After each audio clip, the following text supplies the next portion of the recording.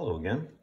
We need to wrap up topic 2 with question 2e, where they want you to discuss the distinction between or differentiate between energy flow and the cycling of inorganic nutrients. They say that you should understand that there is a continuous but variable supply of energy. They're talking about the sun in the form of sunlight, but that the supply of nutrients is finite and limited. So every day when the earth turns, another dose of sunlight comes in, but the amount of carbon, hydrogen, oxygen, nitrogen, phosphorus, sulfur is fixed because matter is not created nor destroyed. So the first thing that we're going to tackle is energy flow and have you comfortable that energy flow is a one-way street. So I'm going to start down here with sun.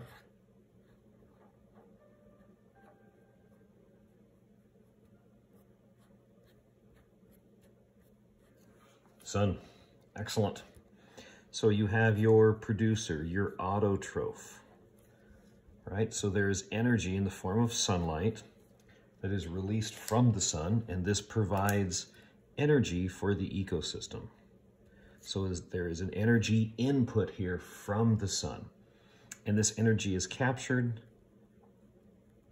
by the process of photosynthesis. So the energy that used to be sunlight is now captured in the high energy electrons of the macromolecules in your producer. Now that energy is transferred to your primary consumer. That energy is then released by the process of cellular respiration. So the sunlight or the energy that used to be here was then captured here and is then transferred here. Well, then the same transfer happens from primary consumer to secondary consumer to tertiary consumer to quaternary consumer.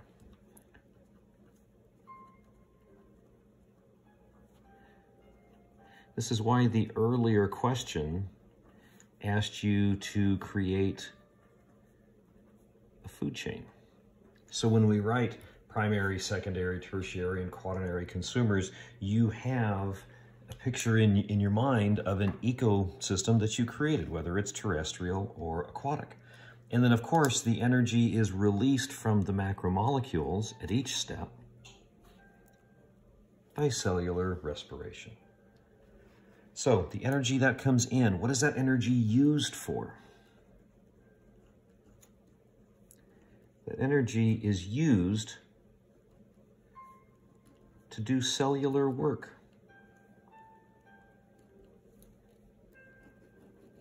Every breath you take is powered by ATP.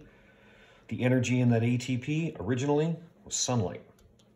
The muscles that are contracting as we speak, the neurons that are firing in our brain as we're thinking about this content, right? All of these things require ATP, chemical energy. Well, where did that energy come from that's in the ATP? Originally, sunlight. Ultimately, we all run on sunlight. Well, then why doesn't this ecosystem literally fill up with energy? Because there's loss.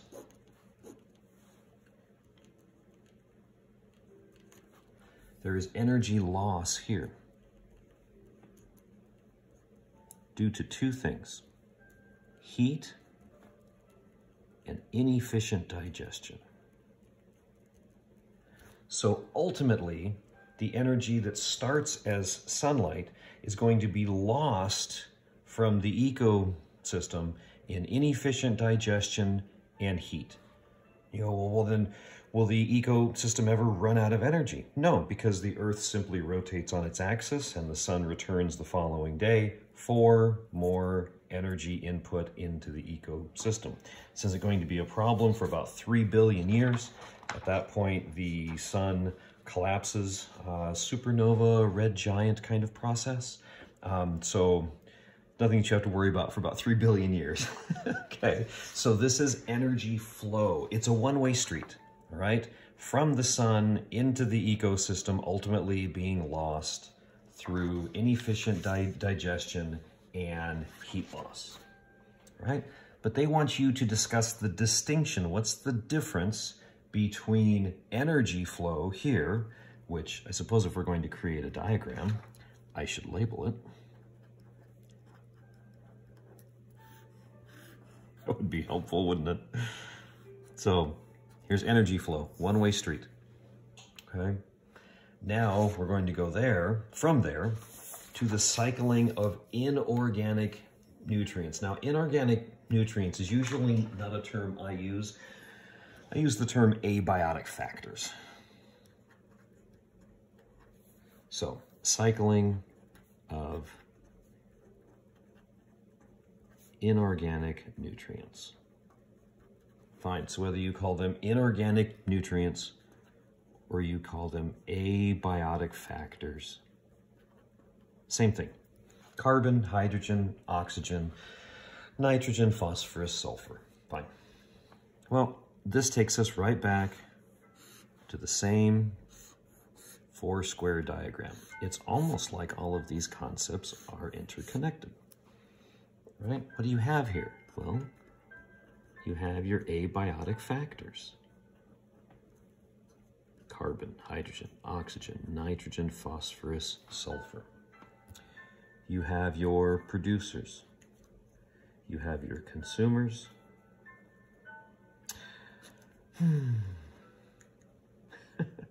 Consumers. And your saprotrophs.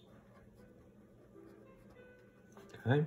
The carbon, hydrogen, oxygen, nitrogen, phosphorus, and sulfur that's in the abiotic factors are transferred to the producers by the process of photosynthesis.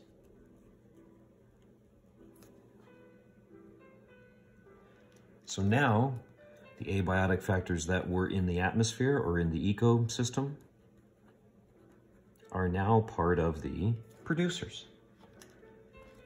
You then have feeding here.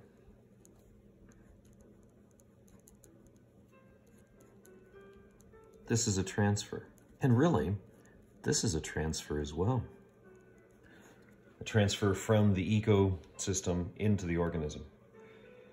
So now from one organism into another organism. So now when you see a consumer, like those pigeons we were talking about earlier, and the pigeons are made of carbon, hydrogen, oxygen, right? These six elements transferred through the producer.